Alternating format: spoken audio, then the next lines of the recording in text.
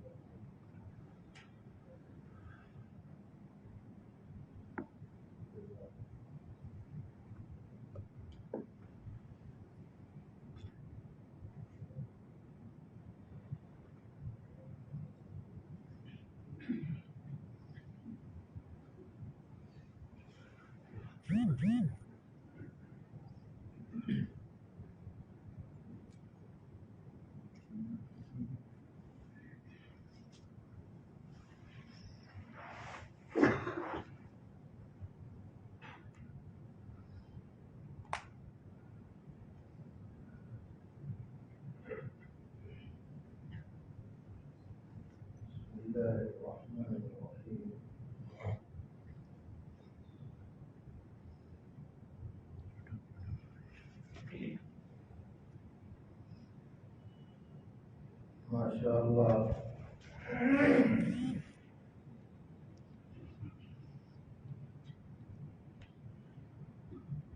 اللہ تعالیٰ کا شکر ہے اور اس کی توفیق ہے کہ قرآن پاک کی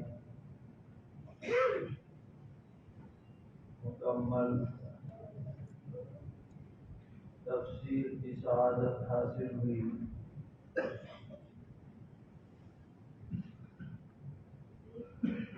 عزیزم مفتی سفیان صاحب سلمہ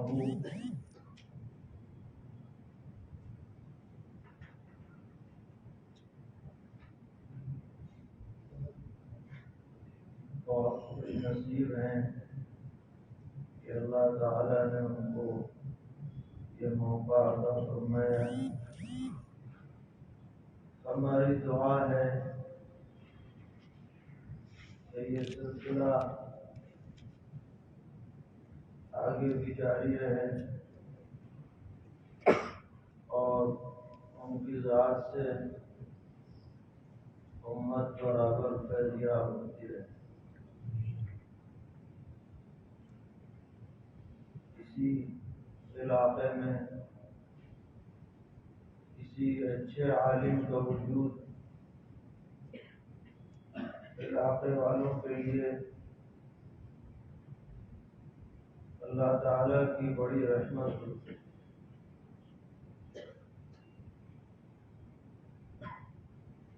عالم کی مثال اندھیروں میں چراغ کی طرح، وہ امت کی رہنمائی کا فرض انجام دیتا ہے۔ تو کسی بھی علاقے میں کوئی فکر مند عالم موجود ہو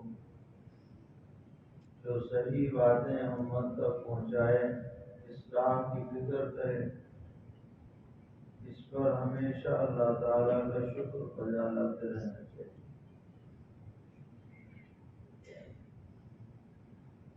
تو ہم اس موقع پر مفتی صاحب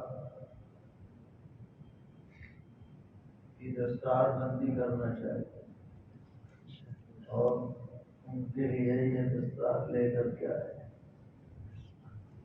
نبی اکرم علیہ السلام کا دستور تھا کہ جب کسی لشکر کو روانہ فرماتے تو اس کے امیر کی دستار بندی فرمایا کرتے۔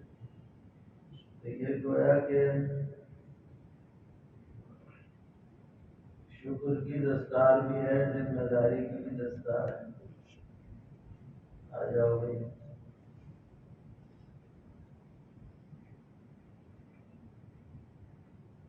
نئی دستار تو نہیں ہے، استعمال شدہ ہے۔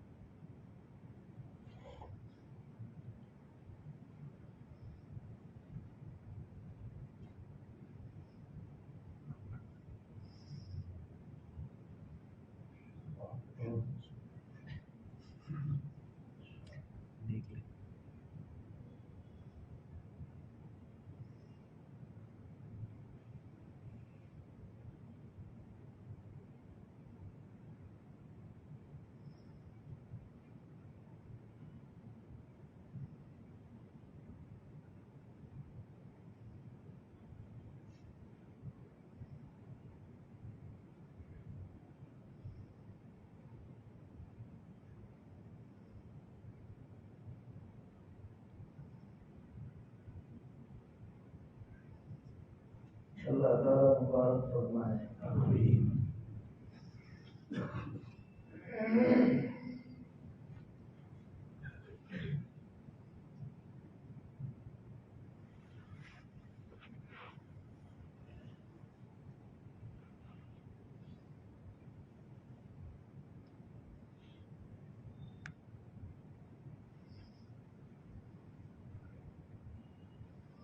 الحمد لله رب العالمين، أشهد أن لا إله إلا الله وحده لا شريك له، وأشهد أن سيدنا ومولانا محمدا عبده ورسوله، صلى الله تبارك وتعالى عليه وعلى آله وأصحابه وذرياته أجمعين. أما بعد، فأعوذ بالله من الشيطان الرجيم. بسم الله الرحمن الرحيم. ألف لام ميم. ذلك الكتاب لا ريب فيه، هدى للمتقين الذين يؤمنون بالغيب ويقيمون الصلاة ومما رزقناهم ينفقون.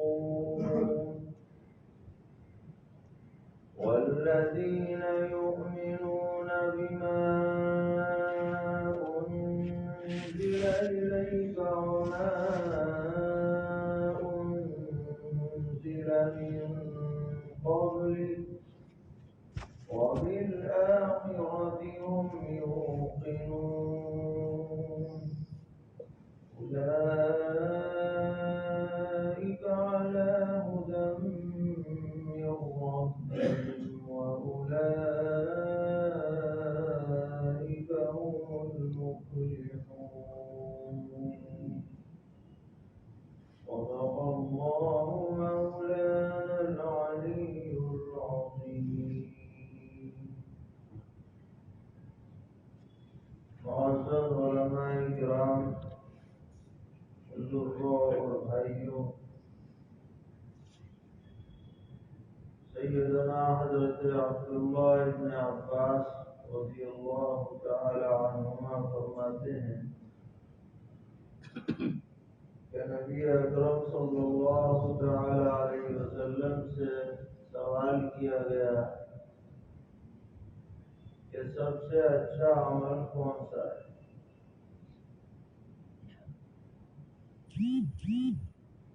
تو نبی اکرم علیہ الصلوۃ والسلام نے فرمایا الراحل المرتحل۔ اس کا ترجمہ یہ ہے کہ سفر کر کے ایک شخص واپس آئے، پھر اگلے سفر کی تیاری شروع کر دی، یعنی کہ بس آ گیا تو آ گیا۔ تو صحابہ کرام رضی اللہ تعالی عنہم نے پوچھا کہ حضرت اس کا کیا مطلب ہے الراحل المرتحل؟ تو نبی اکرم صلی اللہ تعالی علیہ وسلم نے فرمایا کہ اس کا مطلب یہ ہے کہ ایک آدمی پڑھتے پڑھتے قرآن پاک مکمل کرے اور پھر شروع کرے۔ اسی لیے آپ نے دیکھا ہوگا کہ جب تراویح میں قرآن پاک ختم ہوتا ہے تو سورہ ناس کا ختم نہیں ہوتا، بلکہ آخری رکعت میں سورہ بقرہ مفلحون تک پڑھا جاتا ہے۔ یہ دراصل نیک فعلی بھی ہے کہ ختم کر کے ہم نے شروع کر دیا، اور جب آدمی کوئی کام شروع کر دیتا ہے تو پھر اس کی تکمیل کی فکر بھی ہوتی ہے، اور اگر مکمل کر کے بیٹھ جائیں تو طبیعت کے اندر اکتاہٹ سستی پیدا ہو جاتی ہے، اور کام شروع کر دے تو پھر دوبارہ کرنے کا جذبہ ہوتا ہے۔ تو اس لیے قرآن پاک جب ختم کیا جاتا ہے تو پھر شروع بھی کر دیا جاتا ہے اسی مجلس میں، تاکہ اللہ تعالی کی توفیق شامل حال ہو۔ جیسے پہلے ختم ہوا تو اگلا ختم بھی اللہ تعالی اس سے سرفراز فرمائیں گے۔ تو اب جب تلاوت کرتے ہوئے اس کا اہتمام ہوتا ہے تو ترجمہ اور تفسیر میں بھی اس کا اہتمام ہونا چاہیے کہ جب ختم ہو جائے پھر شروع کرو، پھر ختم ہو جائے پھر شروع کرو۔ یہ تو زندگی بھر کا ساتھ ہے، جب تک بھی دم میں دم ہے اور جان میں جان ہے، مومن کا رشتہ قرآن سے مضبوط تر ہونا چاہیے۔ قرآن ہمارا سب سے بڑا سرمایہ ہے، اس سے بڑی کوئی دولت ہمارے پاس نہیں۔ سرور عالم صلی اللہ تعالی علیہ وسلم نے فرمایا، مسلم شریف میں روایت ہے کہ اللہ تعالی نے جتنے انبیاء بھی دنیا میں بھیجے ان سب کو کچھ نہ کچھ نشانیاں عطا فرمائیں، جن نشانیوں کو دیکھ کر لوگ ایمان لائے، ان کو معجزات کہا جاتا ہے۔ معجز کا مطلب ہے کہ جس کی مثال پیش کرنے سے دنیا عاجز ہو، ایسی نشان۔ کیونکہ نبی ہونا تو بہت بڑی بات ہے، کوئی بھی کھڑا ہو جائے کہ صاحب میں نبی ہوں، کیسے مانا جائے؟ جب دنیا کے کسی حاکم کی طرف سے کوئی آدمی کہے کہ میں فلاں کا بھیجا ہوں تو بغیر دلیل میں کوئی مانتا نہیں، دلیل ہونی چاہیے۔ تو احکم الحاکمین کی طرف سے جو رسول بنا کر کے بھیجا جائے اس کے لیے بھی دلیل کی ضرورت ہے۔ تو اللہ تعالیٰ نے انبیاء علیہ السلام کو معجزات عطا فرمائے، جنہیں دیکھ کر لوگ مان گئے کہ ہاں بھائی یہ سچے رسول ہیں۔ چنانچہ آپ نے سنا ہوگا کہ حضرت موسیٰ علیہ السلام کو عصا عطا ہوا، ایسا کہ اس کو زمین پر ڈال دیتے تو پھن پھناتا ہوا سانپ بن جاتا، اور جب اسے پکڑ لیتے تو پھر لاٹھی کی لاٹھی ہو جاتی۔ فرعون کے سامنے پیش کر دیا، فرعون ڈر کے مارے تخت چھوڑ کے محل میں گھس گیا، تھا خدائی کا دعویدار، اور جب پھن پھناتا ہوا سانپ دیکھا تو سٹی پٹی گم ہو گئی، اور پھر پکڑا تو لاٹھی۔ سارے درباری حیرت میں پڑ گئے کہ یہ کیا ہوا۔ اس نے کہا کہ یہ تو کوئی بہت بڑا جادوگر معلوم ہو، اور اس کا تو مقابلہ کرایا جائے بڑے بڑے جادوگروں سے، کیونکہ اس زمانے میں جادوگروں کا بول بالا تھا، معاشرے میں لوگ ان کی بڑی عزت کرتے۔ تو اس نے تمام ڈی ایم کلکٹر کو اطلاع دے دی کہ فلاں تہوار کے دن مقابلہ ہو، صبح کے وقت ہو، سب لے آئے، علاقے کے جتنے جادوگر ہیں سب کو پکڑ پکڑ کے لے آؤ، آرڈر ہو، مقابلہ ہوگا۔ اب جناب سب جمع ہو گئے، اور وہ مقابلہ کیا کر کے تیاری کر کے لائے تھے، اونٹوں پر رسیاں اور ڈنڈے لاد کے لائے تھے کہ نظر بندی کریں گے، دیکھنے والوں کو ایسا لگے گا جیسے یہ رسی نہیں ہے، سانپ ہے، ہل رہے ہیں۔ اور بڑے پورے اعتماد تھے کہ ایسا شو پیش کریں گے کہ لوگ تالیاں بجاتے ہیں، ہمارا کون مقابلہ کر سکتا ہے۔ بڑے بڑے جادوگر مشہور سب آ گئے، کہا گیا کہ اچھا بھائی کون پیش کرے پہلے۔ حضرت موسیٰ علیہ السلام نے فرمایا تم ہی کرو،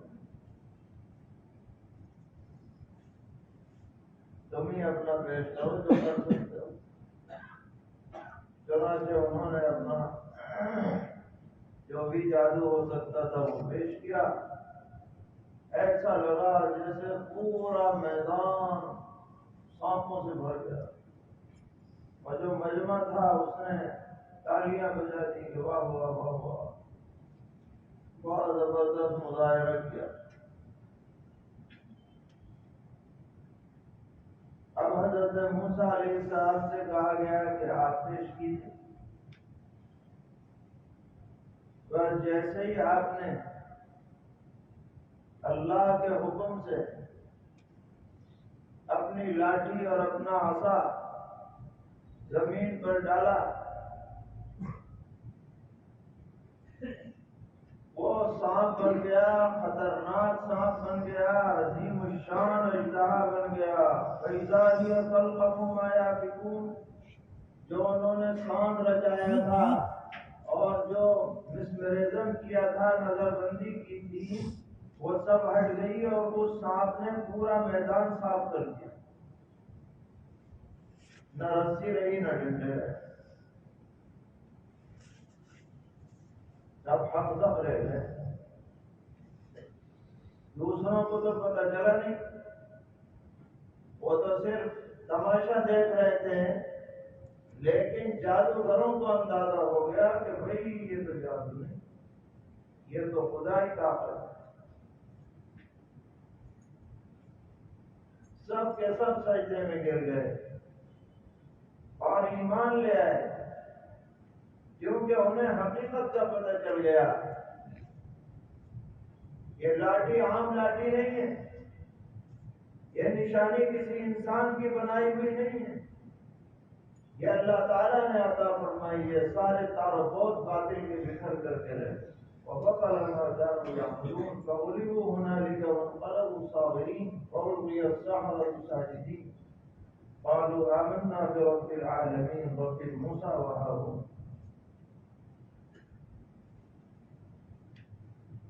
اسی طرح آپ پڑھیے قرآن پاک، حضرت عیسیٰ علیہ نبینا علیہ السلام ان کے زمانے میں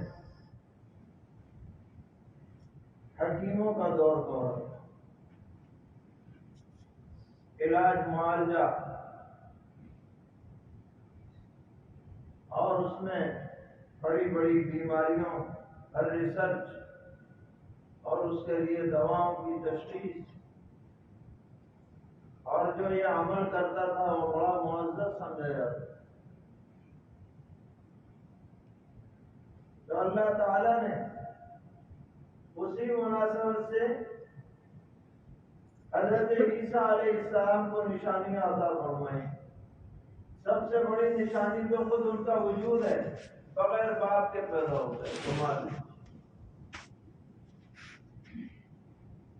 اور جناب بچپن کے اندر گہوارے میں بولنا شروع کر دیا، قال انی عبد اللہ آتانی الکتاب وجعلنی نبیا وجعلنی مبارکا اینما کنت واوصانی بالصلاۃ والزکاۃ ما دمت حیا۔ کوئی بچہ ایسے بول نہیں سکتا،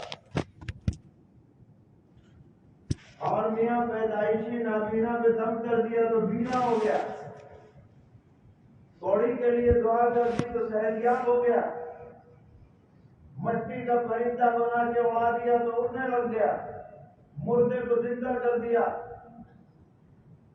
سارے حکیم دیکھتے رہ گئے کہ یہ کیا ہو رہا ہے، اور یقین کرنے والوں نے یقین کر لیا کہ یہ خدائی طاقت ہے، کسی انسان کے بس کی بات نہیں ہے۔ آج سائنس نے اتنی ترقی کر لی، آج بھی سب حیران ہے یہ کیا ہے، یہ نشانی ہے۔ حضرت سلیمان علیہ السلام کو ساری دنیا پر حکومت عطا فرمائی، نہ ان سے پہلے کسی کو ایسی حکومت ملی، نہ ان کے بعد کسی کو قیامت تک ملنے والی ہے۔ چرند پرند جنات انسان سب پہ حکومت ہے، ہواؤں پہ حکومت ہے، پورا کا پورا تخت دوڑا چلا جا رہا ہے، سینکڑوں لوگ اس پہ بیٹھے ہوئے ہیں، صبح سے شام اور شام سے صبح۔ دنیا اس کی مثال پیش نہیں کر سکتی۔ حضرت داؤد علیہ السلام کے ہاتھ میں لوہا پگھلا دیا، شیشہ پگھلا دیا، الغرض یہ نشانیاں عطا ہوئی، مگر یہ نشانیاں ایسی ہیں جس کے دیکھنے والے وہی لوگ ہیں جو ان پیغمبروں کے زمانے میں ان کے سامنے موجود تھے۔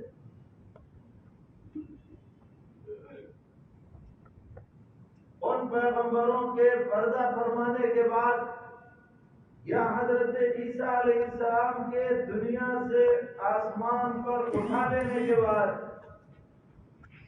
کسی کی نظر میں وہ نشانیاں نہیں، ان کے ساتھ خاص تھی۔ لیکن نبی اکرم علیہ السلام نے فرمایا کہ اللہ تعالی نے مجھے جو نشانی عطا فرمائی ہے وہ بجائے خود اللہ تعالیٰ کی وحی ہے، اور وہ وحی باقی رہنے والی ہے۔ میں اگر دنیا میں نہ بھی رہوں گا تو میری رسالت کی نشانی دنیا کی آنکھوں کے سامنے رہے گی اور قیامت تک رہے گی، اور لوگ اس پر یقین کرتے رہیں گے اور مجھ پر ایمان لاتے رہیں گے۔ یہ وحی ہے قرآن پاک۔ اور پھر آپ نے فرمایا کہ مجھے اس کا یقین ہے کہ چونکہ میری نشانی باقی رہنے والی ہے، اس لیے مجھ پر ایمان لانے والے بھی سب سے زیادہ ہوں گے۔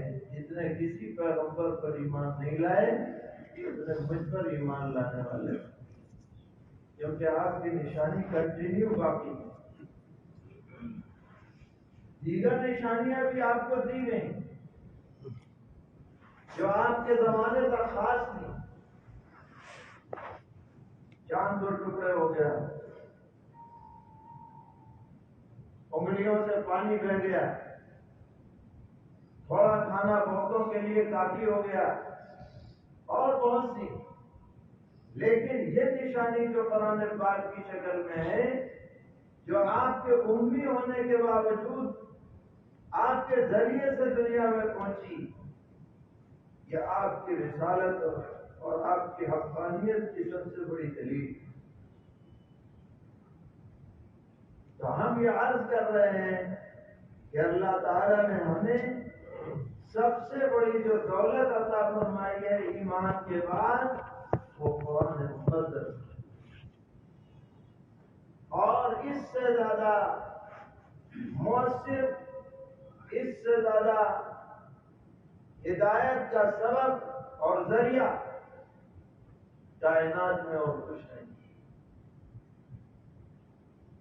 آدمی جب قرآن پاک پڑھتا ہے اور قرآن کے معانی کو سمجھتا ہے، یہ براہ راست اس کے دل پر اثر انداز ہوتا ہے۔ قرآن کی ہر بات لوہا لاٹ ہے۔ دنیا میں آدمی گفتگو کرتا ہے تو چہرہ دیکھ کے گفتگو کرتا ہے، کوئی ایسی بات نہ ہو، کوئی ناراض نہ ہو جائے، کسی کا چہرہ نہ بگڑ جائے۔ اگر قرآن جب بات کرتا ہے تو بیروری آیت جو سچ ہے، جو حق ہے، وہ حق ہے، بس کسی کو اچھا لگے چاہے برا لگے۔ وَمَن شَاءَ فَلْيُؤْمِنْ وَمَن شَاءَ فَلْيَكْفُرْ إِنَّا أَعْتَدْنَا لِلظَّالِمِينَ نَارًا أَحَاطَ بِهِمْ سُرَادِقُهَا۔ یہ ہے قرآن کا انداز۔ جب شرک کے خلاف مضمون آتا ہے تو دل کی گہرائیوں سے جیسے کوئی چیز کھرچ دی جاتی ہے، اس طرح شرک کے اثرات کو کھرچ دیتا ہے قرآن پاک۔ جو قرآن پاک پڑھے گا اور سمجھنے کی کوشش کرے گا، وہ عقیدے میں ضرور پختہ ہو جائے اور اس کے اندر عمل کا جذبہ پیدا ہو۔ اس لیے ہم سب کو قرآن پاک سے وابستہ رہنا چاہیے، تلاوت کے اعتبار سے بھی اور معانی کے اعتبار سے۔ کوئی بھی ہمارا بچہ، بچی، مرد، عورت ایسا نہ ہو تو قرآن نہ پڑھو۔ دنیا کی کوئی پڑھائی کرے نہ کرے، لیکن ہر مسلمان کے لیے قرآن پاک کو پڑھنا لازم ہے۔ ہر شخص کو اس کی فکر ہونی چاہیے، اور ساتھ میں قرآن سمجھنے کی بھی فکر ہو۔ محی سننا حضرت مولانا شاہ ابراہیم الحق صاحب رحمۃ اللہ علیہ اخیر دور میں ان پر اس کا بہت غلبہ تھا کہ بھائی 70 سال ہو جاتے ہیں، 80 سال ہو جاتے ہیں، آدمی نمازی بھی ہوتا ہے، پرہیزگار بھی ہوتا ہے، لیکن یہ جو چھوٹی چھوٹی صورتیں ہیں ان کا ترجمہ بھی اسے نہیں آتا، الحمد شریف کا ترجمہ بھی نہیں آتا۔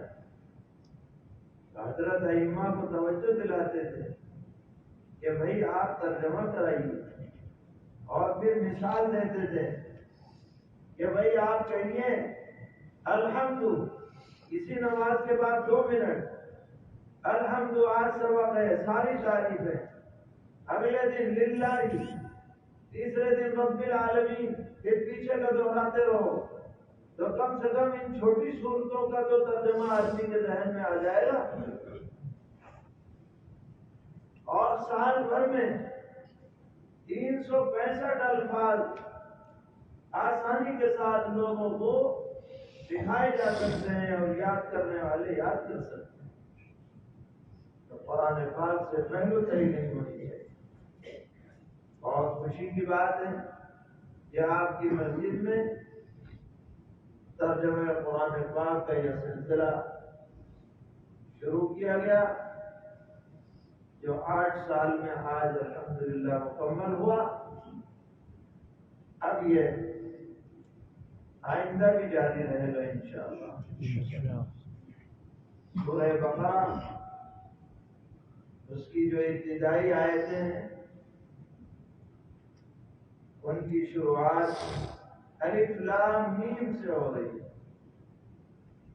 قرآن پاک میں یہ حروف مختلف صورتوں کے شروع میں اللہ تعالی نے متعین فرمائے ہیں، لیکن راجح قول کے مطابق ان حروف کا مطلب کسی کو نہیں پتا۔ کئی لوگوں نے مطلب بیان کرنے کی کوشش کی ہے، لیکن اکثر مفسرین کی رائے ہے کہ اللہ عالم میں مرادی بذالک۔ سوال پیدا ہوا کہ جب مطلب ہی نہیں پتا کہ نازل کیوں کیا؟ نازل اس لیے کیا کہ اللہ تعالیٰ امتحان لینا چاہتے ہیں کہ ہماری بات پر تمہیں یقین ہے یا نہیں، سمجھے بغیر بھی یقین کرنا ہم چاہتے ہیں۔ سمجھ کے تو سبھی یقین کر لیں گے، کچھ حروف ایسے ہیں بغیر سمجھے مانو کہ ہاں یہ اللہ کی طرف سے نازل کرتا ہے، ہم کسی چون چرا میں نہیں کو۔ اور پھر فرمایا ذالک الکتاب لا ریب فیہ، یہ قرآن مقدس کتاب اللہ، اس کے عند اللہ ہونے میں کوئی شک شبہ نہیں، بلا شبہ یہ اللہ تعالیٰ کا کلام ہے، اللہ نے نازل فرمایا۔ ہدی للمتقین، یہ ہدایت ہے تقوی والوں کے لیے۔ کوئی کہے کہ صاحب متقی کے لیے ہدایت ہے، ہمارے لیے نہیں، کوئی کہہ سکتا ہے؟ تو یاد رکھیے گا کہ تقوی کے 3 درجات۔ پہلا درجہ تقوی کا یہ ہے کہ آدمی شرک سے بچے، اس سے بچے۔ اس اعتبار سے ہر مومن متقی ہے، کیونکہ ہر مومن شرک سے کیا ہے؟ بچنے والا ہے۔ دوسرا درجہ ہے تقوی الخواص، خاص لوگوں کا تقوی، وہ یہ ہے کہ ہر گناہ سے بچے، گناہ ہو جائے تو توبہ کر لے۔ اور تیسرا درجہ ہے تقوی خواص الخواص، بہت ہی اخص الخاص لوگوں کا تقوی، وہ یہ ہے کہ دل میں اللہ کے علاوہ کسی کی یاد ہی نہ رہے، ہر وقت اللہ کا استحضار ہے اور اس کی رضا جوئی اور اس کی خوشنودی حاصل کرنے کا جذبہ ہے۔ تو اگر متقین کا پہلا درجہ مراد ہے تو کوئی اشکال ہے ہی نہیں، تمام ایمان والوں کے لیے ہدایت ہے ہی۔ اور اگر اگلا درجہ مراد ہے تو مطلب یہ ہے کہ قرآن پہ عمل کرو گے تو اگلے درجے کے متقی بن جاؤ گے۔ تو متقی گر کتاب ہے، متقی بنانے والی کتاب، آج نہیں تو کل بن جاؤ گے۔ متقی کون لوگ ہیں؟ الذین یؤمنون بالغیب، جو غیب کی باتوں پر ایمان لاتے، جنت پر، جہنم پر، دوبارہ زندگی پر، حشر نشر پر، حوض کوثر پر، سب پر ایمان ہے۔ اتنا ایمان ہے کہ ہم اپنی آنکھوں سے دیکھی ہوئی بات کو جھٹلا سکتے ہیں مگر قرآن اور پیغمبر کی بات کو نہیں جھٹلا سکتے۔ ایمان بالغیب لازم ہے ہر مومن کے لیے۔ وَيُقِيمُونَ الصَّلَاةَ، اور نماز قائم کرتے ہیں، آداب و شرائط اور جماعت کے ساتھ، مرد ہیں تو ادا کرتے ہیں مسجد میں آ کر۔ وَمِمَّا رَزَقْنَاهُمْ يُنْفِقُونَ، اور ہم نے جو انہیں روزی دی ہے اس میں سے خرچ کرتے ہیں۔ یہ بڑی شاندار تعبیر ہے۔ اگر آپ کسی سے یہ کہیں کہ تمہاری جیب میں جو پیسے ہیں وہ خرچ کر دو، اسے بوجھ پڑے گا، پیسے میرے خرچ تم کروا رہے ہو۔ اور اگر امیوں کہیں کہ ہم نے جو تمہاری جیب میں رکھ رکھے ہیں اس میں سے خرچ کر دو، دیتے ہوئے کچھ نہیں ہوگا پھر کہ بھائی انہیں کے تو ہیں انہیں کے دے رہے ہیں۔ اور قرآن کیا کہہ رہا ہے؟ مما رزقناہم ينفقون، ہم نے جو تمہیں دیا ہے اس میں سے خرچ کرو، تو دیتے ہوئے بوجھ نہیں پڑے کبھی اللہ کا ہے، اللہ کا کرنے کا حکم دے رہا ہے۔ والذین یؤمنون بما انزل الیک، وہ لوگ ہیں جو ایمان لائے آپ پر جو کتاب نازل ہوئی ہے، قرآن مقدس، وما انزل من قبلک، اور اس کتابوں ان کتابوں پر جو آپ سے پہلے اتاری گئی، توریت ہے، انجیل ہے، زبور ہے، صحف ہیں، وبالآخرۃ هم یوقنون، اور آخرت پہ بھی یقین رکھتے ہیں۔ علماء لکھتے ہیں کہ یہ آیت دلیل ہے ختم نبوت۔ کیا ہے؟ کیونکہ اگر حضور کے بعد بھی نبوت کا سلسلہ جاری رہتا تو ایک جملہ اور آتا یہاں وما انزل من بعدک، یہاں صرف تبلیغ پر بات ختم کر کے یہ بتانا مقصود ہے کہ اب ہو چکا، کتابیں اب کوئی نئی نازل ہونے والی نہیں ہے، کوئی نبی نیا آنے والا نہیں۔ فرمایا جو ان صفات سے متصف ہوں گے اولئک علی ھدی من ربہم، یہی اپنے رب کی طرف سے ہدایت یافتہ ہے، واولئک ھم المفلحون، وہی کامیاب ہیں، فلاح پانے والے ہیں۔ اللہ تعالی ہم سب کو قرآن پاک سے وابستگی نصیب فرمائے، ہمارا حشر اصحاب القرآن کے ساتھ فرمائے، اس قرآن پاک کو ہمارے لیے قبر میں روشنی کا ذریعہ بنائے، آخرت میں سرخروئی کا ذریعہ بنائے، قرآن پاک کو ہمارے حق میں سفارشی بنائے، رحمت اور نور کا ذریعہ بنائے۔ صلی اللہ تعالی علی خیر خلقہ محمد وآلہ وصحبہ اجمعین برحمتک یا ارحم الراحمین۔ اللهم لك الحمد ولك الشكر، لا نحصي ثناء عليك، أنت كما أثنيت على نفسك، ولله الحمد رب السماوات ورب الأرض رب العالمين، وله الكبرياء في السماوات والأرض وهو العزيز الحكيم۔ اللهم صل وسلم وبارك وترحم وتحنن على سيدنا وحبيبنا وشفيعنا ومولانا محمد وعلى آل سيدنا وحبيبنا وشفيعنا ومولانا محمد، كما صليت وسلمت وباركت وترحمت وتحننت على سيدنا إبراهيم وعلى آل سيدنا إبراهيم إنك حميد مجيد۔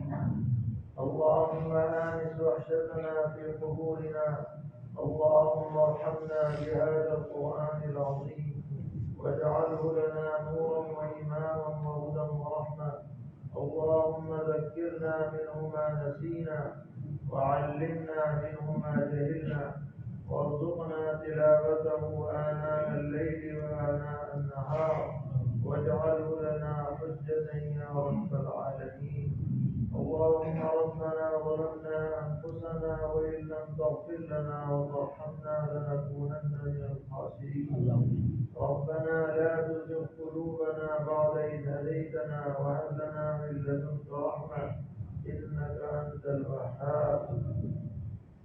الہ العالمین، ہم سب کے سب گناہوں کو معاف فرما، ہماری غلطیوں سے درگزر فرما، کوتاہیوں سے سب میں نظر فرما۔